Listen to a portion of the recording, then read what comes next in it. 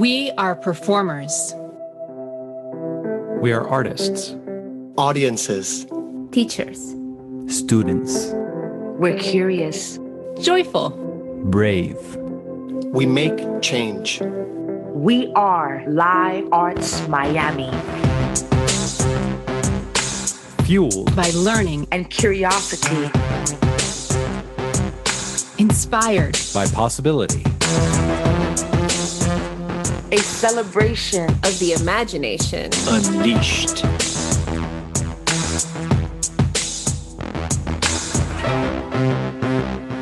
An action-driven, people-centered platform. Committed to true inclusion, equity, and the creative process. A people stage. Uplifted by the voices it uplifts. Where art is synonymous with freedom.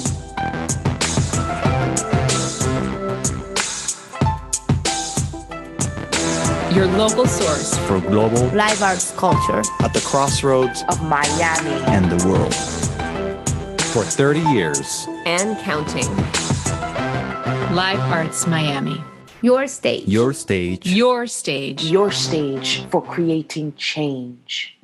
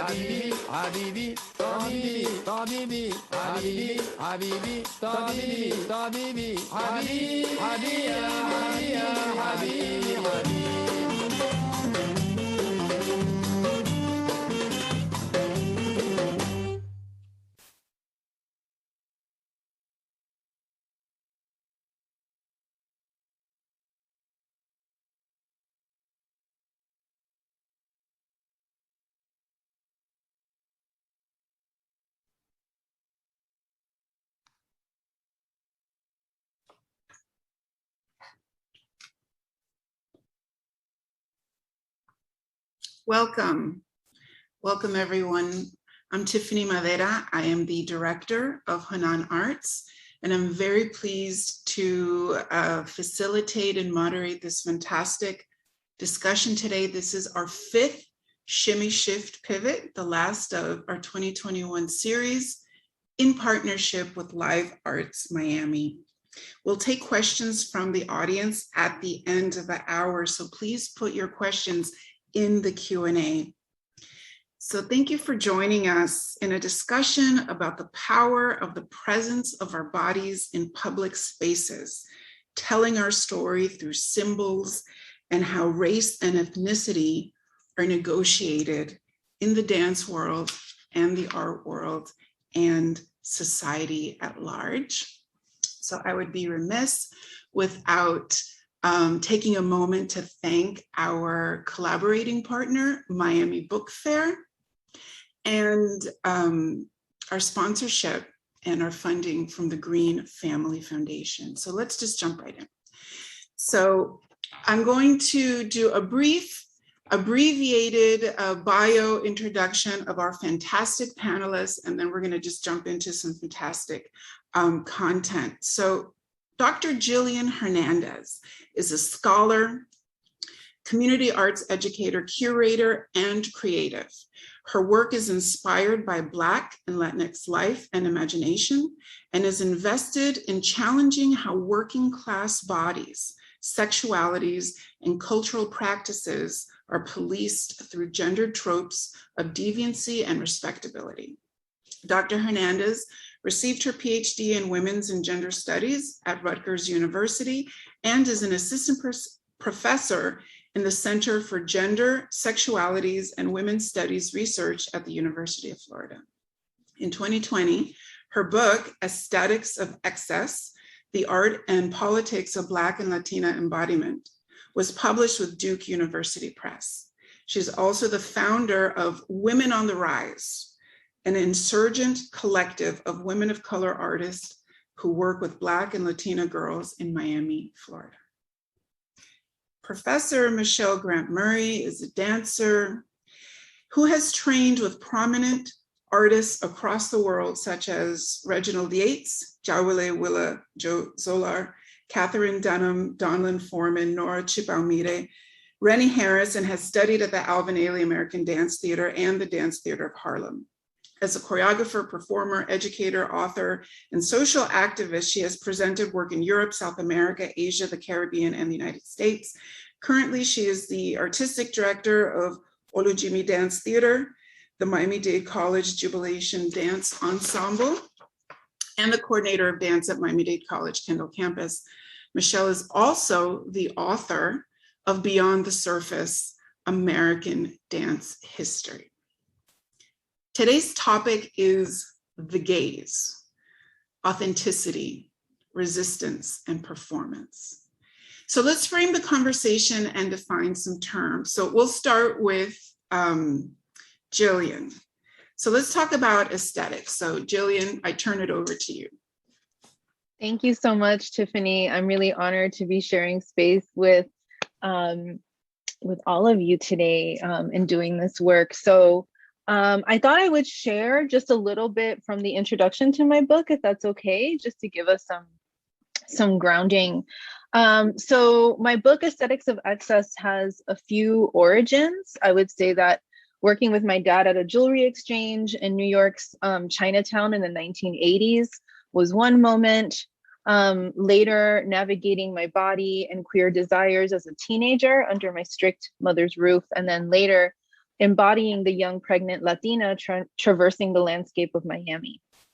These intimate experiences and the ways that poetry and learning about the work of women of color artists helped me survive them led me to form a project in Miami in 2004 called Women on the Rise that used feminist art as a way to connect with Black and Latina girls and engage them in creative practice. I designed Women on the Rise as an intergenerational feminist practice rather than a form of art therapy or self-work or carceral reform. The goal of our work was to create a place for girls of color, both in detention and at other community sites, to engage in self-expression and critical dialogue, practices that they were either socially and institutionally excluded from, like being artists, or believed incapable of being theorists.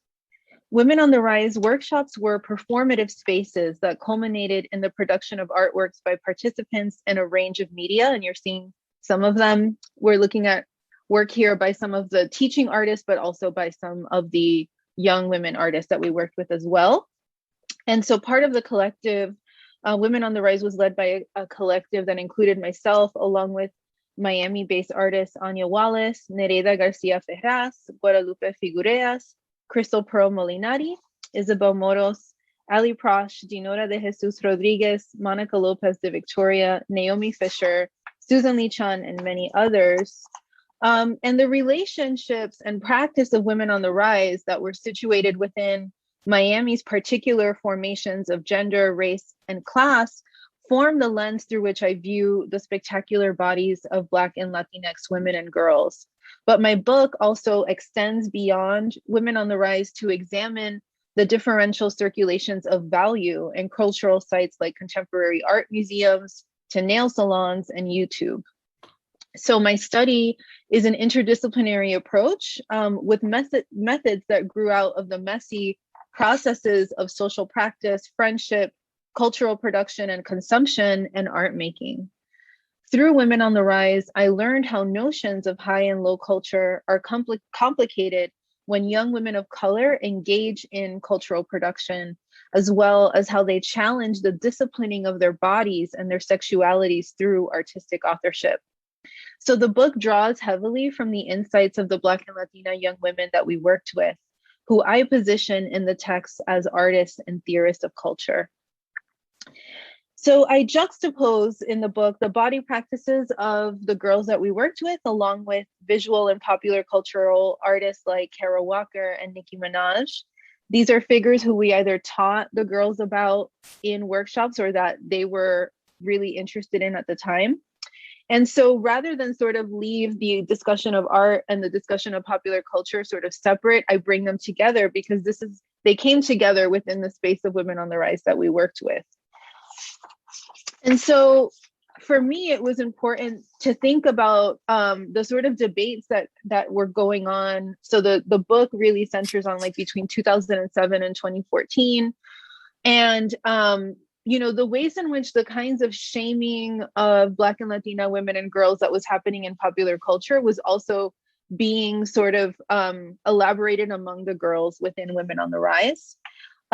So as subjects who are seen through a racialized, class and gendered lens of abjection, of being wrong, being out of place, being extra, being too much, Black and Latina women and girls, through aesthetics of excess, make ornamental and artistic the experiences of being seen as inferior in relation to white femininity. As neoliberal white oppression and Latinx aspirations to whiteness undermines coalition building between Black and Latina women and girls. So we also saw the ways in which there was a lot of tension doing our work in Miami between Black and Latina girls and the ways in which they viewed privilege and the ways in which like Afro-Latinidad was a very contested kind of identity. So I'm happy to get into that later. So for me, I'm interested in the ways in which women and girls of color who embrace aesthetics of excess work their bodies and their cultural production with an artful luxury that's deemed unfit for poor and working class people. Aesthetics of excess are regularly subject to denigration when incarnated by working class women of color, but they have also produced cultural capital when appropriated by elite contemporary artists and popular music performers. Aesthetics of excess are visual and bodily practices that mark Black and Latina bodies through spectacular ornamentality. But it's also important for me to stress that there's nothing inherently excessive about us, right? To view us as excessive is actually to measure ourselves against these Western European ideas of like taste and value. But I still wanna actually work within this lens of excess in a particular way, right? So for me, to exceed is to trespass. And gazes invested in neoliberal racial, class, gender, and sexual normativity may perceive excess as negative, as a social liability, or as deviancy. But in my book, I frame excess as abundance, as possessing more than the essential. The alternative value that Puerto Rican artist Pepón Osorio describes as, quote, the philosophy that more is better. Aesthetics of excess embrace abundance, where the political order would impose austerity upon the racialized poor and working class that are viewed as excessive in terms of unnecessary or unproductive. So to close, to present aesthetic excess is to make oneself hypervisible, but not necessarily in an effort to gain recognition. Embodying these styles often stems from our racial, ethnic, and gendered culture, the desire to utilize the body creatively, admire our self-image, and potentially attract the gazes of others.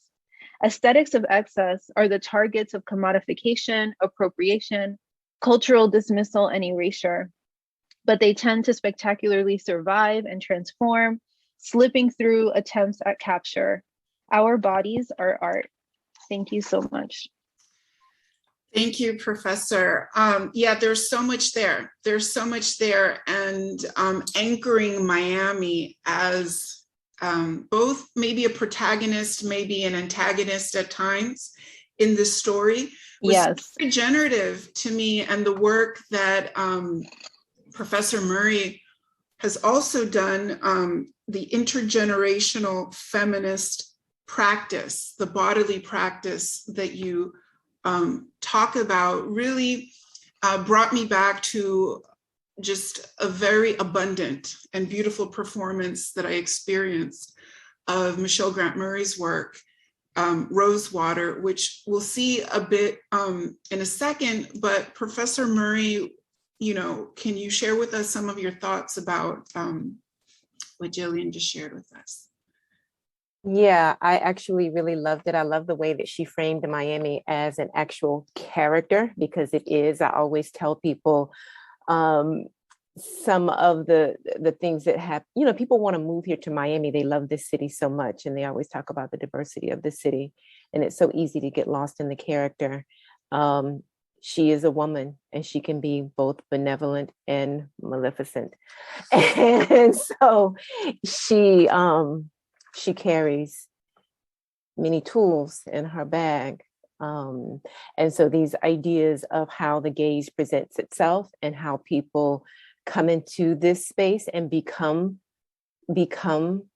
something else, reinventing and reimagining themselves, all for the glory of the gaze, is so to speak. But is that gaze actually an intentional gaze of who they are as a person, who they are as a human being, or is that a gaze to create a spectacle, so to speak, so that you can get the attention?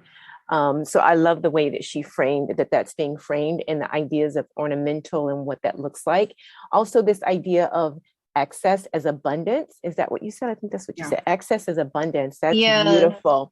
That's beautiful. You. Access as abundance. Because, sometimes they think, oh, I'm doing too much. Or I have been told many, many times that I am doing too much, that I am too much. My own children tell me that I am too much. And that's okay. I am too much. I am that. That doesn't mean that I'm going to settle it down. It means that I am too much. And you should accept the abundance of the love and the grace and the beauty that I bring. It's a blessing. It really is a blessing. Gift. It really is a blessing.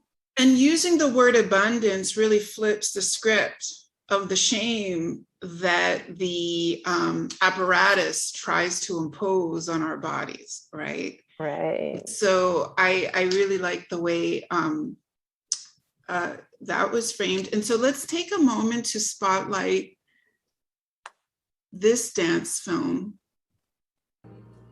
and then we'll bring Michelle back. People, we've got to come together.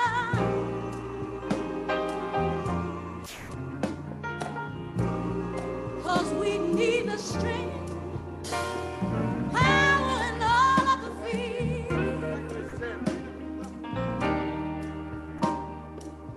Whoa, oh.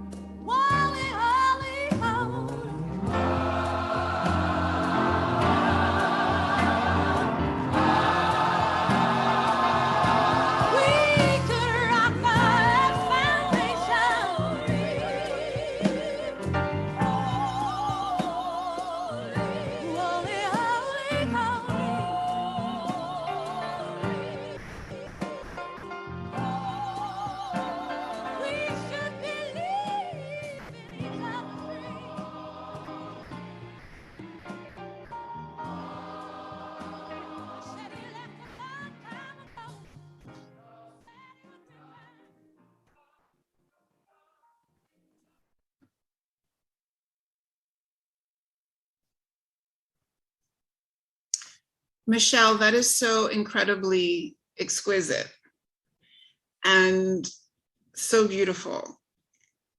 So part of what we're talking about is this idea of objects and ornamentation. And what you bring in is embodiment, movement, gesture. Can you share with us some of your process in terms of costuming, your creative process, with this video and then with the full multimedia interdisciplinary performance of Rosewater? Yes, so thank you so much for that compliment. I haven't watched the video in quite a while. So, you know, sometimes I get emotional when I see it because it is an emotional and a spiritual work. And for so long as a creator, I've been told that I needed to remove the spirituality of these ideas and concepts. But you know, if you're not spirit and you're not filled with energy, I don't know where you're coming from. I don't know what you are. And you definitely probably don't belong in this realm, in this galaxy. But that's okay too, to each his own. The process of creating Rosewater was intense because it actually came about at the beginning of the pandemic. And it was started as one thing and had to be shifted to something else. And so these ideas of how I was going to sustain sent me to an internal space, an internalized space of first of all, how am I going to get my family and myself through this, and what's going to happen on the other side? And we're not on the other side yet. You know, we're still in the vortex. We're not on the other side. So what did that look like? And what did that feel like? What was speaking to me? What did I see? What did I feel? What was I tasting? What was I feel? You know, just everything. What was I dreaming about? And so much of that information was coming from my grandmother, my mother's mother, Elma Julius Newton Henry. So much of that was coming. And I'm calling her name because, you know, this is what we do. We call the name of the ancestors and ask them to come in and grace the space and give us knowledge, because we don't know the path. They know that path. So that was a lot of where this information came from. What the objects that I used had to do with information that has been passed to me from generation to generation to generation. The building of the ancestral bottle tree. What does that say for your space? The actual coming to the water. Why do we go to the water? What does the water provide us? The layering of all of the various jewelries with the cowrie shells. Everything has significance. The colors, the dress, the bracelets, the nail polish, and if you look closely, the nail polish is flaked off. It's not even on properly. I didn't go get my nails done. I did them and then I flaked it off from the work and the toil. You know, we want to look good, but at the same time, we have to do the work of the hands. And what is that all about? And how intricate is that process? So I created something called Rosewater, which is actually a water that you create inside of your home that gives a level of protection. At least that's what my grandmother told me. And I figured, well, if she told me that and she lived through all of that with her mother, then surely I'm going to survive and live through this with my children as well, and make sure that everybody that I know and love has a little bit of this goodness. So that was part of the process. The costuming, the dress is a Nigerian contemporary style of dress in the way that it is worn and wrapped. The head cover, of course, is to protect my ori. The shells are a significance to the level of abundance and wealth that I carry with the knowledge and all of the work that comes inside of my body that flows through me. Being at the ocean is significant to coming to the mother who is female, Mother Earth who is female, and asking for abundance, for security, for sustainability. And that was part of that, and putting the bottles on the tree, asking the spirit of my ancestors that embody those bottles and their spirits to come out and send us a layer of protection. So all of these layers and layers and layers and layers of information, yes, people are interested and they want to see it. They're gazing at it. What is it? And they're trying to suck you up inside of it. But it all has an incredible amount of significance. As a Black woman, we are complex beings. You know, Black and Latino women are very complex. We are layered with many things. And so why are we narrowing down that complexity so that someone else can try to understand what happens when we actually just do the things that we do and go in the things that we know and continue to grow and flourish inside of that? Now, if you want to know, then you also have to do the work. Thank you. And so, Jillian, that is so incredibly rich when you look at this work of art within the frame of your book. What are some of the things that you see? Something that came out to me was, father in the jewelry, the jewelry store, and the ornamentation, like that struck for me beautifully. How about you, Jillian? Yeah, for me, I love all the discussion around like the intergenerational knowledge and really thinking of the body as a vessel of knowledge. I think that often, and colonization wants us to embrace this idea that like the mind, the body, and the spirit are like these distinct realms when they're so intimately interconnected. So I really appreciate how Professor Murray was addressing that and like thinking about these objects that decorate us through what might be perceived as aesthetics of excess, like that oftentimes like these are not just throwaway objects, they are objects that we inherit, and that are not only these sort of inherited objects of value, but like Professor Murray mentioned too, are meant to protect us, right? So I'm wearing an azabache right now, right? And this is something that is a stone that is meant to protect you, right? So folks who are gazing at us from a different lens, right, are not able to perceive those layers of significance. And I totally agree with Professor Murray when it's like, it's not my job to do that work of translation or to try to make myself understandable to someone whose gaze toward me is not coming from like a place of love, right? So, to just continue to focus to do the work. But I think the part where a lot of the work I think needs to happen in terms of the work that I do and the research that I do, there are ways in which we internalize that outside gaze and then start to police each other, right? And then I find that is where the really difficult work is happening, because it's emerging in our intimate relationships with often other women and girls in our lives, right? With our daughters, with our mothers, with our grandmothers. And so, I'm interested to like, what are the practices? And I think practices like dance and creating art, those are the spaces where I think we can have these kinds of rich intergenerational discussions where we can not be so invested in like policing each other into presenting a sort of acceptable mode of body presentation or aesthetic, but to really understand what's behind that. If we really understand modes of dress as linked to family, spirituality, culture, and art. And that's incredible. And going back to Miami as this character that informs us, like I'm wearing my Guadalupe ring, my Virgen de la Guadalupe ring, and I'm named after her, so this idea of the spirituality and the protection and the ornamentation, is so much a part of our embodiment that's completely normal to us. And we don't need translation.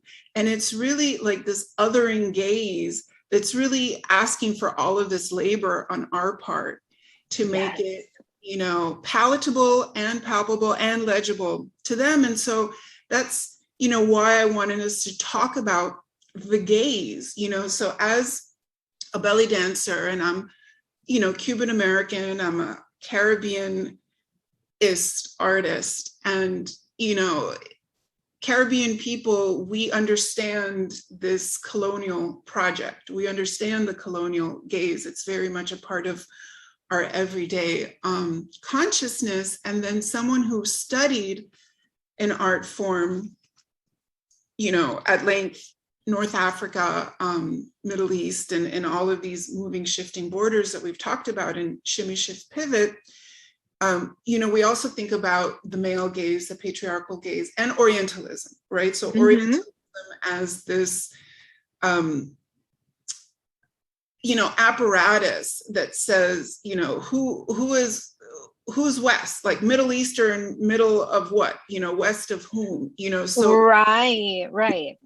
Who decides, who exactly decides, like the gaze of, who is deciding the borders, like who is doing the funding, who is, doing all of, who's putting the structures in place, and who's defining the bodies, right? Like what is acceptable, what is not acceptable.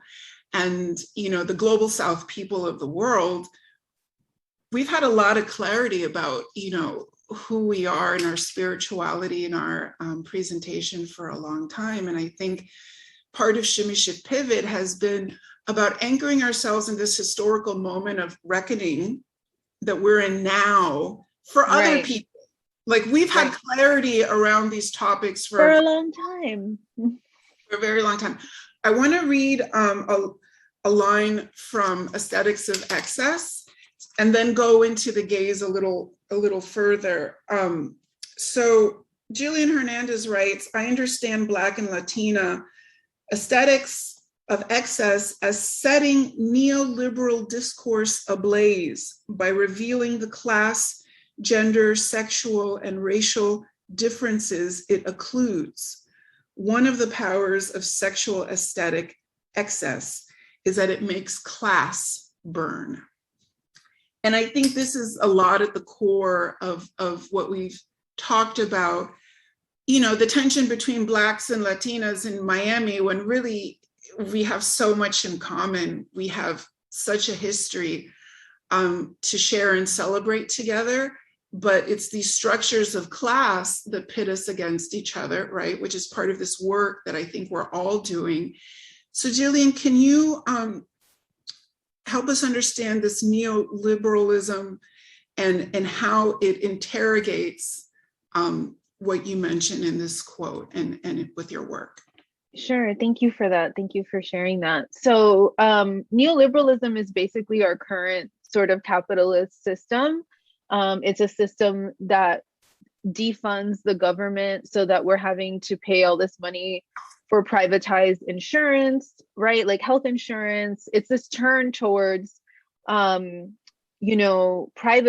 everything, and this idea that the free market is going to take care of everyone. Therefore, the government doesn't have to take care of us. And I think in the wake of the pandemic, we've seen how poorly the government can take care of us and has taken care of us. And we have new questions around how we can care for each other and sort of turning to mutual aid in this moment. But for me, it's like that neoliberalism operates under us each believing that if we all work hard enough, we can overcome these really sedimented structures of inequality. And it's not to say that to some extent that's not true, but to say that the system is overwhelmingly stacked against Black people, Latinx people, Asian people, Muslim people, poor people in general, right? And so neoliberalism really invites us to think that if we just look the part, if we behave, if we do the right things, if we are a particular kind of productive worker whose body does not signify excess, that we can be included, within the sort of, dominant system in the US. And I'm interested in, and I think that gaze, that neoliberal gaze that I talk about in the book is the one that generates a lot of the tensions that we're talking about in terms of, let's say, like Black and Latinx communities in Miami, between upper class women and lower class women. And it's internalized. I speak very openly in my book about the ways in which I had to confront my own prejudices against the aesthetics of excess, against working class women, right? And so for me, I'm interested in the ways in which capitalism is pretty much asking us to fashion our bodies in a particular way. And I'm interested in, saying like, I'm not worried about what capitalism thinks about me, and let's not judge people who appear to not be invested in that there are alternate ways that we can value each other, right? Outside of this sort of system of value and extraction and exploitation. Yeah. Michelle, can you share with us how you work with the gaze, like how you think about the gaze in your work, because you have so many different layers or, you know, spaces that you work you know, in as a professor, as an art maker, and what part of the gaze, you know, really informs your work? So, you know, we have to, one of the things that I know for sure is that people are not really clear on what the gaze is. It's not being broken down. Sometimes we get really caught inside of the academia scholarly conversations, even the way in which we use words. And so for me, working inside of a huge institution, and working with young people who are coming straight out of, a lot of them coming out of high school, they're unfamiliar. They're not clear on what the gaze means or even how it projects itself upon you, and how long that gaze can interrogate your mental and physical and spiritual space, the space that you live in and reside in. So we have to break down the different types of gazes. And then we have to break down the structure, the definition of the gaze, but then why does the gaze actually happen? Like, what's really behind that? And so once I figured that part out, that I needed to go to that level to deconstruct the gaze, then I can further enhance the body and the physicality and the intellect of the person, of the being. Because the gaze, people are always going to look, you know, and people use that gaze as a tool of oppression and to marginalize and almost erase you as if you're not there. You know, they want to see you, but they don't want to see you. They want what you have, but they don't want what you have. So understanding what that is and how that works inside of gender. There's one thing to have that space inside of male patriarchy, male. There's another thing to have that same gaze or a similar gaze from white feminist perspective. White feminist perspective does not include Black and brown women. It's not for me. So you have to break all of those constructs down, even in the way that you speak, because sometimes it's not just the objects on your body, it's also the words that flow off of your tongue and the tonality in which those words flow off of your tongue and the way that your tongue touches the top of your teeth or the roof of your mouth. And all of a sudden you're speaking a foreign language, but you're actually speaking the same exact language that someone else is speaking. And then the gaze takes a different turn and you see the physicality of that. All of that is really interesting. So I know that I interrogate space. This is very clear to me. And I speak about it all the time. The moment that I walk into the room as a Black woman, whether I have the objects on or not, my skin is Black, it's beautiful, it's brown. My hair can be any sort of way on any particular day. I can go in dressed in sweats, leotards, tights are the most beautiful dress that you can possibly think of. Automatically, I'm the fugitive. So there is the gaze. And so then that power struggle starts to come into play. So I'm actually okay with the gaze. So I utilize that to my advantage. So if you think that I'm too much just from my mere subdued self, let me be my real self and be really too much. And that is part of what's really powerful about working with youth and with college students. And, recently I gave the intensive with Michelle's dance majors, and I was teaching one particular aesthetic style of Egyptian dance, which is one of hundreds of many styles of dance. But as we did the deconstruction of the empowerment, of the embodiment, of removing the gazes, I think that was part of what was really powerful for the students, because we had to name the gazes first, right? And you can't heal what you can't name. So many of us are walking through the world, and the gaze is who is watching us and why? Who has the power to create the structures that we're all in it. So how do we build the agency and the power and the autonomy and the self-determination and, you know, really the healing and the liberation, right? So something that Michelle said, you know, a while ago in the talk is, you know, we've been forced to shy away from the word healing and, you know, the healing in the work. But really, when you are doing the internal voyage of removing the gaze and then teaching that to others, the healing is, it's automatic. It's part of the work, right? So who is watching us and why, and how do we flip the gaze?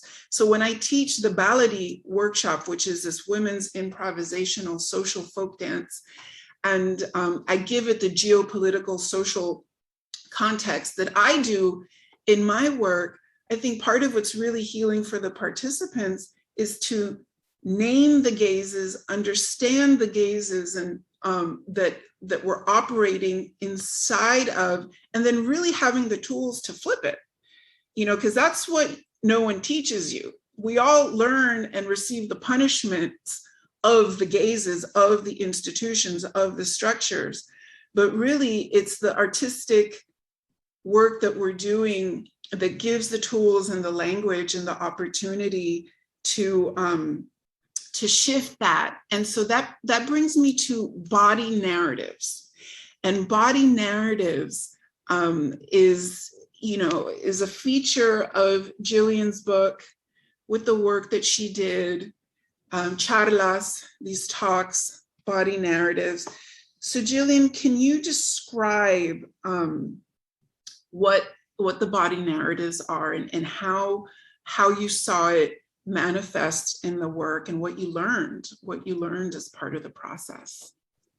Thank you so much. So body narratives are the stories that we tell about our bodies. And for me, girlhood is such a rich site for investigating these questions of the body and of self, because the girl's body, especially if we're talking about Black and Latina girls, there's a double gaze going on, right? It's almost like the double consciousness, right? Concept where you as a young girl have your own self-understanding, and your parents are understanding that the world is hostile to you, right? As a Black or Latinx girl. And so therefore, you're sort of navigating as a girl, like the outside sort of dominant colonial gaze. Your parents might be fine with you wearing certain things, but also be worried about you once you leave the house, right? Understanding that sort of fugitivity that Professor Murray talked about, right? Where someone's wearing something very innocuous that gets read as criminal, right? And when you're talking about girls, now we're not just talking about a sort of vision of criminality, but a vision of sexual deviancy. And that sort of the sexual policing that the girls were doing with each other within Women on the Rise, that the teachers would do to the girls, that the corrections officers would do. It's like the level of surveillance, especially on Black girls in particular, the layers of surveillance are overwhelming. And so for me, the body narratives are a way, even though the book is extremely visual and colorful, the body narratives are transcripts of the conversations that myself and the collective had with the girls. Questions around what their ideal embodiment would be and what the meanings behind that are. Conversations around the ways that they navigate their bodies along, with their parents. So I have a whole chapter with queer masculine presenting girls and the ways in which their relationships with their mothers were sort of strained by them wanting to, dress in a masculine way, but then also the healing that occurs where one mom who was really against it eventually like buys her daughter like a jacket, so really also to give a richness to these experiences, right? Because I think it's important to pay attention to how the gaze is violent, but also like we experience joy, we experience pleasure, we experience the full range of human emotion. And so the body is a site for many of us historically of immense pain, but it's also a site of joy and of connection. So the body narratives are really my attempt to provide a sort of documentation of that, to have a record of that in the book. Beautiful. I think Tiffany's getting set up. Improv. This is what we do. Yes, for We're sure. creatives. That was really beautiful. It's interesting that you talk about the body narrative and the policing and the violence that goes along with the body narrative, how that information is projected upon us as young people, and what happens inside of the most innocent, quote unquote, spaces. Yes. You know, that the most innocent spaces for the most innocent people simply going to the bathroom, you know, Exactly. roaming in and out of your own home, going to the mailbox, the policing of the gaze, and what that presents inside. I was thinking about, last night, I was thinking about the lecture today, what we were going to be talking about. And I remember there's something that happens inside of Black homes where they say, you should be seen, not heard. And so already you're being prepared.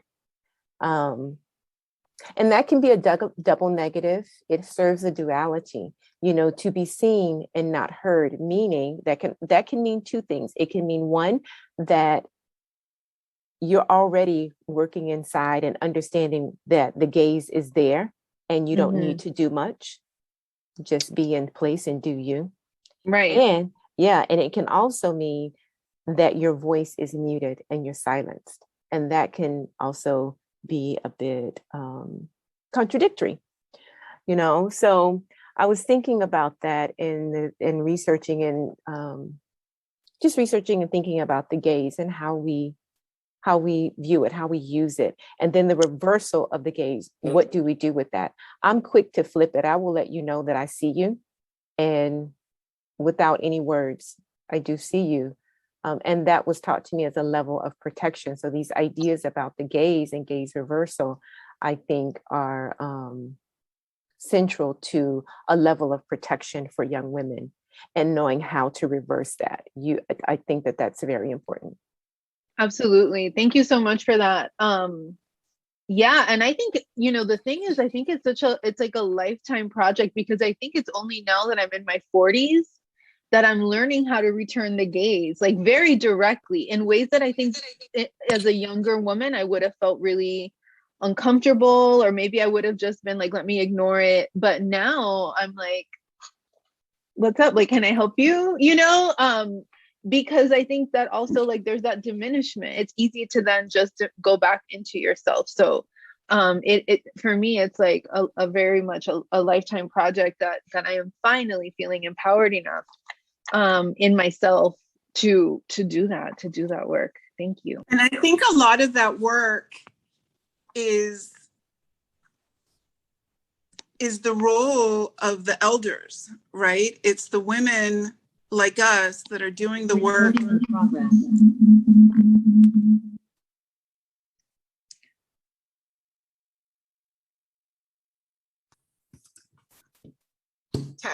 So I think a lot of it is the role of the work that we do, the work of the elders, which is so much a part of our cultures, right? So we know about oral history, we know about embodiment, and we also know that, you know, as Jillian just said, like now, as we mature more in this timeline, we have more language, we have more self to flip the gaze, right? And that takes time. And I think that's the importance of the conversations and the work that we do, both at the community level and just at the aesthetics, you know, in the aesthetics that we do. We have a lot of questions. So let me see. Because I had some technical difficulties, now I don't see the questions. I can read some of them if you like. Yes, thank you. No problem, no worries.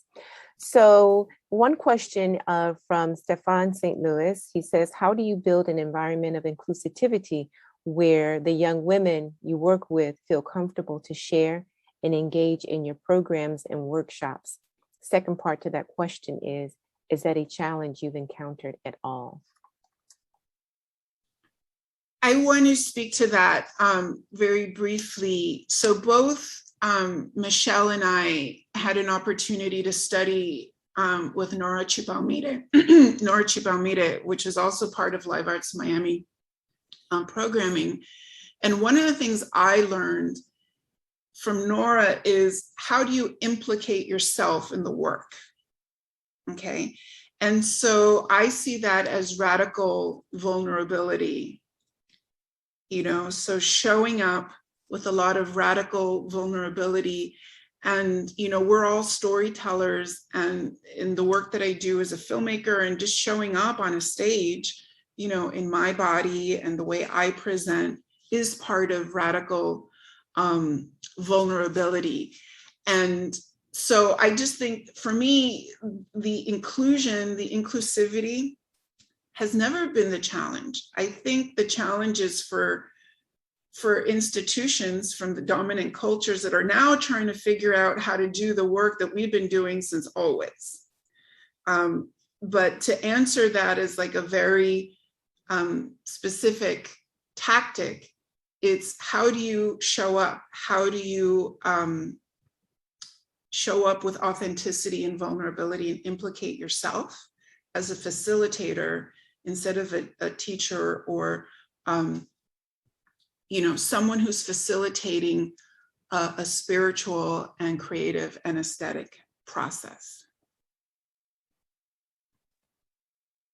The question 2, do you think it'll take too long before race, sexuality, and ethnicity are no longer being taken into consideration when it comes to the dance industry, in the sense of not allowing someone to be in the performance because of their sexual orientation, for example? I think in Miami, there's a lot of warriors and a lot of people that are fighting, and we have stages. So we have representation in the LGBTQ plus and different bodies, and we need more and more and more and more. Because yes, we just had, you know, our work is being presented, but it doesn't mean that it's been an easy road. It's been a long road, you know, and it's been a long road, and all the steps up until the road now, we can tell a lot of, you know, war stories about the underfunding and the challenges and what we have to take on in our own bodies just to get the funding and the support to build us to where we are now. So I think, you know, in dance and in the performing arts, there's more inclusion than maybe in other industries, but we have to keep going. We have to keep going and keep pushing. There's no stopping. But I think in Miami-Dade County, a lot of my colleagues, I see a lot of work being done, and we have to keep doing the work. One question says, when you talk about the gaze, how many concepts apply to it? Well, I don't want to keep jarring, but for me, intersectional feminism is the cornerstone of the work. And so intersectional feminism is really looking at all the gazes, right? So as Michelle mentioned earlier, no, white feminism isn't including us. So intersectional feminism says our race, our economics, class, our language, our migration status, our sexuality. So all of the different identities have to come into play and into consideration as we think about who we are and the space we take up and our agency. And these are all the gazes. So we're talking about gender, we're talking about class, we're talking about race, we're talking about language, we're talking about status, legal status and migration and more, And so there's many gazes. And so part of becoming, this subject of liberation, of self-liberation, I think it's about really looking in this intersectional framework of who we are and what are our challenges and barriers, and then what are the tactics and formations that we can use to create space and to get a seat at the table and to get our work done and to have the liberation. Jillian, any thoughts on that? I think you put it perfectly, absolutely perfectly. This is a very good question. It says, how have you been able to see the positive in being told that you are too much?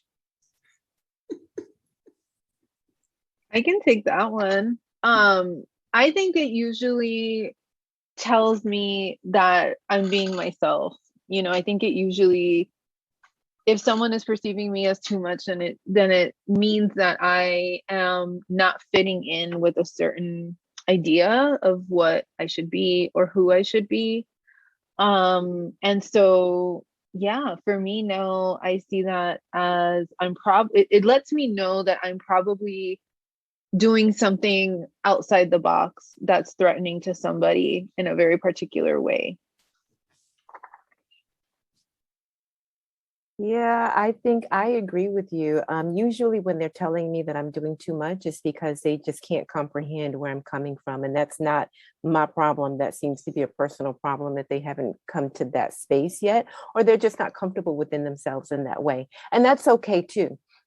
At some point in time, I think that people will eventually find themselves and get to the point where they can feel like that they're too much. And if they feel like they're too much, and they are actually liberating themselves. And so this idea of breaking down the word of neoliberal, which means the new freedom, what does that really look like? And then to burn up the new freedom and create even more freedom is a revolutionary act. And so how do you live inside of your too much of abundance and actually live inside of your new way of experiencing freedom? Right now, the reckoning means that we are in a particular place at a particular time, and we need to reckon with these women that you are calling too much. Until we reckon with the women that we are calling too much, and we accept who the women are that we are calling too much. We don't have to be on the bandwagon with them. That's up to you if you choose to do that or not to do that. But there is a reckoning that needs to happen with that so that we can accept people for who they are and for what they bring. Because if we were not too much, we would not have the things that we have. Ashe? All right. That is so true. That is the big Ashe. That is the perfect way to tie up this, fantastic conversation. And I've always found that anyone who's ever told me I'm too much, they just, they don't know abundance and they don't know freedom. And, that's for them on their journey, right? So I want to thank these two marvelous professors and creatives, Dr. Jillian Hernandez, Professor Michelle Grant Murray. Thank you, Live Arts Miami, fantastic partner. Thank you for the collaboration of the Miami Book Fair. Thank you to the Green Family Foundation, and thank you to the Hanan Arts team. We have a fantastic, hardworking, very talented team, and I'm so thankful to the Hanan Arts team and the Live Arts Miami team, and to this wonderful participants and listeners and our supporters from all over the world that have been a part of Shimmy Shift Pivot and all of our programming. So please keep your eyes and ears and hearts peeled to hananarts.org and to the work of our fantastic panelists. Thank you both, and keep in touch with all of us. And, sorry for the technical difficulties, but you know what? It's the gaze, it's the panopticon. And, we just roll with it, because if there's one thing that dancers know how to do is improvise and keep moving. That's what we do. So I am incredibly thankful and pleased, and I celebrate everything and the abundance of this conversation and this in this series. So thank you again, Jillian, Michelle, and to all of our friends and supporters around the world. We will see you soon. Thank you. Thank you. So Thank much. you. A This has pleasure. been Thank beautiful. you. Yes, thank you so much. Thank you. Bye.